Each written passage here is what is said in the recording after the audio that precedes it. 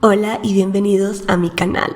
En el día de hoy les traigo un caso de más de 24 años sin resolver, del cual se podrían haber tenido noticias recientemente en noviembre del 2020. Sin más preámbulos, comencemos.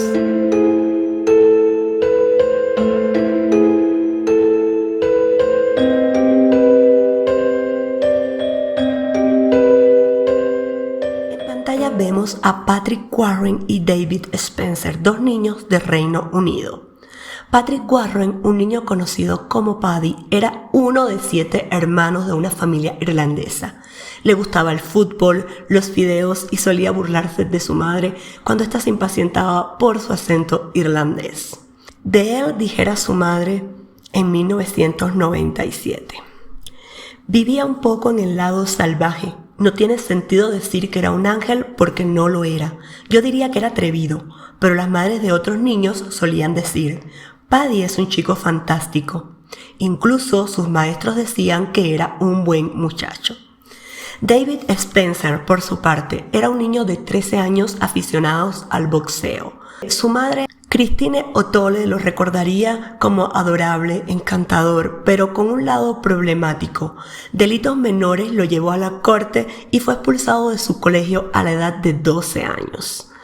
De él, su madre dijera un año después de ocurridos los acontecimientos que narraremos en el día de hoy. No le gustaba la disciplina, no podía decirle qué hacer, era agresivo si alguien le hacía daño, tomaba la justicia por sus propias manos y usaba la fuerza para protegerse, lo cual era inaceptable. Un ex profesor de Colechester Heart School, de donde David fue expulsado, lo recuerda como un muchacho brillante que tenía presencia. Había un número significativo de chicos que tenían problemas, pero David era diferente, dijo. Era su imprevisibilidad, no se podía decir cuándo algo iba a salir mal con él. Teniendo en cuenta todo este contexto inicial, entonces llegamos al día de los hechos. Era el día después de Navidad de 1996. Patrick Warren y su amigo David Spencer habían pasado el día juntos jugando cerca de sus hogares en Chelsea Wood, un área extensa de viviendas subsidiadas por el Estado en las afueras de Birmingham, en el oeste del Reino Unido. A pesar de su corta edad, de 11 a 13 años, ellos estuvieron vagando por las zonas cercanas a sus casas hasta cerca de la medianoche. Hasta que David volvió a su casa y le dijo a su madre que pasaría la noche en casa del hermano de Patrick, a una corta distancia de donde vivía. No obstante, los muchachos, en vez de dirigirse directamente hacia la casa del hermano de Patrick, decidieron permanecer en la calle.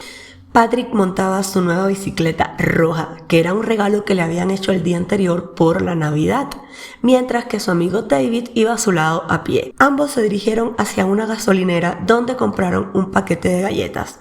Después, el dueño de la misma los vio irse en dirección al centro comercial de Chelsea. La hora eran las 00:45 y fue la última vez que alguien vio con vida a estos dos niños. Las personas estaban totalmente sorprendidas al ver que los niños no aparecían, ya que David Spencer se le consideraba como uno de los niños que mejor conocía las calles en esos momentos. En los días posteriores, la policía trató el caso como una investigación normal de personas desaparecidas.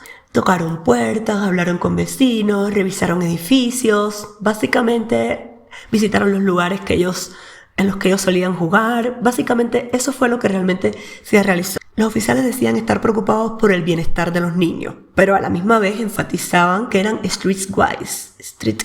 Este término en realidad lo usan para referirse a personas con conocimiento de la calle. Decían a los medios de comunicación que no había razón para estar preocupados, que los niños seguramente se habían quedado jugando o habían ido a dormir a casa de algún amigo. Pero nada más que eso, o sea, no trataban el caso con la urgencia de que eran dos niños vulnerables desaparecidos, no. Simplemente por quizás el antecedente de que los niños eran un poco problemáticos, de que los niños conocían la calle, solían estar hasta altas horas de la noche en la calle. Entonces simplemente esto ya fue como algo un contexto el cual marcó el cómo se realizó toda la investigación. No obstante, sí se ofreció una recompensa de 500 libras para ver si alguien podía dar con su paradero, podía dar información sobre los niños. Ya a finales de enero, entonces la policía realmente realizó una conferencia donde pedían a los niños que regresaran a sus casas. En abril de 1997, Paddy y David se convirtieron en los primeros niños en aparecer en cajas de leche de 4 litros en 770 tiendas de la cadena Iceland, como parte de una campaña de la Línea de Ayuda Nacional de Personas Desaparecidas. Los medios de comunicación nacional apodaron a los niños como los niños de las cajas de leche. Pero después de 4 semanas no hubo pistas, no hubo nueva información y evidentemente el caso no llegó a acaparar la atención de la prensa nacional. Los reporteros locales, que básicamente eran los que hablaban sobre el caso, decían que los policías en realidad consideraban a los niños como unos fugitivos y no se veían a los niños como niños vulnerables que estaban en la calle, que podían haber estado sufriendo, que podía haberles pasado algo siniestro. No obstante, todo parecía indicar que no se habían fugado, porque Patrick había dejado su bicicleta justo detrás de la gasolinera donde los vieron por última vez. O sea, era su regalo preciado. Le habían regalado el día anterior. ¿Qué niño no desea una bicicleta? ¿Qué niño no sueña con una bicicleta? Mark Cowan, un ex reportero de temas policiales del periódico The Birmingham Mail, disculpen la pronunciación, que cubrió el caso durante 15 años, cree que se debería haber indicado que los niños no eran fugitivos. Al respecto, él dijo: si te vas a escapar, ¿por qué te deshaces de tu bicicleta en una gasolinera? Fue su regalo de Navidad, fue un gran regalo para él. Probablemente era su posesión más preciada. Dejarla dentro de las 24 horas de recibirlo. Si uno va a huir, lleva su bicicleta, aunque sea para cubrir mucho más terreno. Cowan, por su parte, se reunió con las familias por primera vez en 1997. Sospechaba que la policía trataba el caso como el de 2 niños callejeros que huían de su casa, y no como 2 niños vulnerables a los cuales les podía haber pasado algo siniestro, que estaban realmente desaparecidos. Al respecto de esto, Cowan dijo: siempre me he preguntado si fue tratado como un caso de personas desaparecidas durante mucho tiempo, porque eran 2 chicos de una parte pobre de la ciudad, que no le importaba a nadie más que a sus familias y amigos. Me gustaría pensar que eso no es cierto y que sea solo mi opinión, pero siempre fue una de las cosas que estaban en mi mente. Algunas personas creen, evidentemente, que los antecedentes de los chicos, de problemáticos, de ser de una parte pobre de la ciudad, influyó en la forma en que se llevó a cabo la investigación. El profesor David Wilson, un criminólogo de Birmingham City University, dijo al respecto: se les trataba como adultos. Hubo mucha tensión en que no eran buenos en la escuela y que uno de ellos fumaba cigarrillos.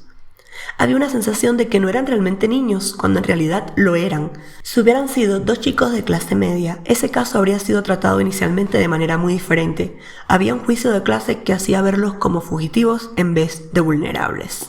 En 2006, 10 años después de los acontecimientos ocurridos, el caso fue revisado nuevamente por la policía de West Midlands, región a la que pertenece Birmingham. Uno de los oficiales principales que participó en esta revisión fue el inspector Mike Treble, el cual actualmente está jubilado. Y al respecto dijo: cuando miré el caso, no podía creer que 2 niños de esas edades desaparecieran y no se generara un gran clamor, pero no creo que eso haya afectado nada de la investigación. Él considera que la policía hizo lo que realmente se podía hacer en ese momento: entrevistar a familiares, amigos, a los vecinos, a las personas que estaban en los lugares donde ellos habían estado frecuentando y revisar los lugares donde normalmente ellos jugaban.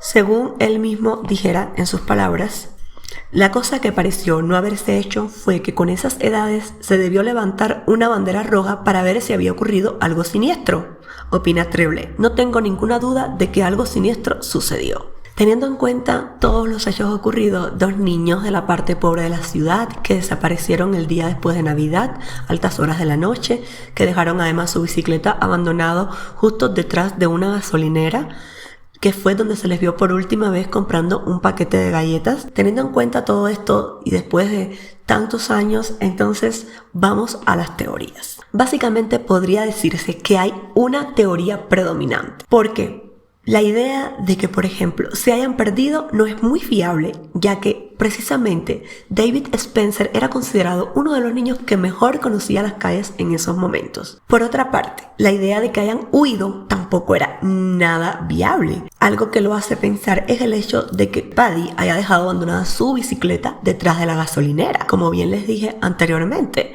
si es tu regalo preciado, te lo acaban de regalar, ¿lo vas a abandonar? ¿Lo vas a botar? Pero además, en caso de que realmente no lo necesitaras para tus planes futuros y decidieras huir y no necesitaras tu bicicleta, igual era algo que te podía ayudar a recorrer mayor camino, a llegar mejor a donde querías irte, y no, simplemente la dejaron abandonada detrás de la gasolinera, el lugar justamente donde los vieron con vida por última vez. Simplemente algo malo debe haber sucedido con esos niños esa noche de 1996. Entonces vayamos a la teoría más predominante en este caso. Justamente en 2006, cuando vuelve a revisarse el caso, se llega a un pedófilo de la zona llamado Brian File. File es un ex infante de la Marina Real Británica, el cual en el momento de los hechos era un trabajador agrícola de la zona. Antes de su condena actual, que vamos a ver más adelante, ya había sido acusado 3 veces por abusar de niños en varios lugares del Reino Unido, incluida una sentencia de 4 años por secuestrar a 2 jóvenes en Yorkshire en 1983. File les ofreció a los chicos llevarlos, darles un aventón. Una vez dentro del vehículo los amenazó y los obligó a quitarse la ropa. Los chicos consiguieron escapar abriendo la puerta del pasajero y saltando del automóvil justamente en movimiento. En 2006, justamente en esa revisión del caso, entonces se centraron en File como principal sospechoso del caso por sus antecedentes. En ese momento, ya Brian File estaba encarcelado de por vida por haber secuestrado, violado y asesinado a Roy Tuthill, de 14 años, en Surrey en 1968. Había sido detenido en 1999 por conducir bajo los efectos del alcohol en Chelsea Wood, y la muestra que se le tomó en ese momento de ADN se relacionó con el caso de Roy Tuthill. Lo condenaron en 2001 y desde entonces está cumpliendo una sentencia perpetua en la prisión de Full Sutton. Aparte de sus antecedentes penales de delitos de abusos a niños y su modus operandi de secuestrar chicos, se le relacionó con el caso de los niños de las cajas de leche. Además, porque esta persona vivía solo a 8 kilómetros de Chelsea Wood, el barrio donde vivían los niños. De hecho, de esto el profesor Wilson, del que hablamos anteriormente, que consideraba que la investigación no se había realizado de la forma en que debía hacerse, dada la posición de los niños, sobre esto planteó que si se hubiese realizado una investigación, se le hubiese dado la importancia que llevaba, hubiesen dado con esa persona mucho antes, porque ya tenía en ese momento delitos de abusos a niños y era un pedófilo que vivía en la zona. Por lo tanto, tenían que haberlo tenido en cuenta, tenían que haber ido a su casa, tenían que haber preguntado si la persona del establecimiento de la gasolinería lo había visto por los alrededores en esos días. Tenían que haber indagado más sobre el tema. Durante la revisión que se realizó del caso, los detectives hablaron con File, que ya tenía más de 80 años. Sin embargo, no se obtuvo ninguna confesión por su parte. No tenía nada que perder, recuerda Treble, pero su negación fue vehemente. Dijo que no había nada con lo que pudiera ayudar. La BBC le escribió a File, que se encontraba en prisión, pidiéndole una declaración sobre la desaparición de los niños, pero no respondió. La policía de West Midlands dice que sigue siendo una persona de interés debido a su historia de abusos. La desaparición de Paddy y David es realmente excepcional. Según el Centro de Estudios de Personas Desaparecidas del Reino Unido, la mayoría de los casos de niños desaparecidos se resuelven en 48 horas y solo el 1% de los casos siguen abiertos por más de un año. Caroline Marsh es la detective que está actualmente al frente del caso. Ella afirma que los retrasos en las pesquisas se debió a que ambos niños dijeron en sus casas la misma historia. Ambos dijeron que iban a la casa del otro a pasar la noche. Por lo tanto, no se dieron cuenta de que algo había sucedido hasta semanas después. Este es un caso que está actualmente en investigación por la policía de Midlands. Llegado a este punto, donde hemos visto que estos niños desaparecieron, la única teoría viable que hay es el pedófilo Brian File, y tengo una gran sensación de que en realidad él es el culpable de lo que le haya sucedido a estos niños. Evidentemente no creo que estén con vida. Sería demasiado hermoso que regresaran a sus casas, que simplemente se hubiesen fugado y decidieran volver. Pero no creo que eso vaya a suceder en realidad. Les había contado al inicio del programa que podría haber habido una noticia recientemente que podría tener que ver con este caso.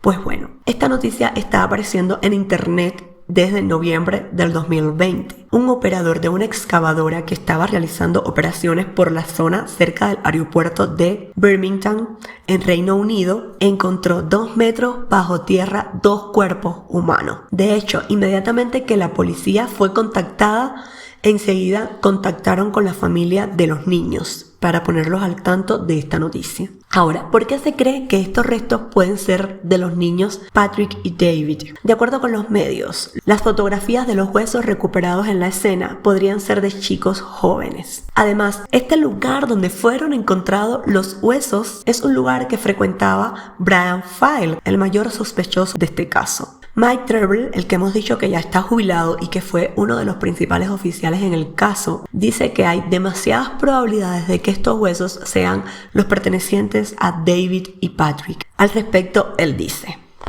es la zona correcta, cerca de donde estuvimos buscando nosotros. Nuestro enfoque siempre fue File. Todo nos llevaba a File, que debía ser el responsable, pero no había cadáveres, explicó Treble.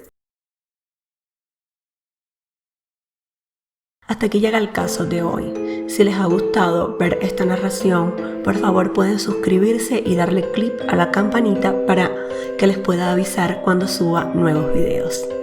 Muchas gracias. Bye.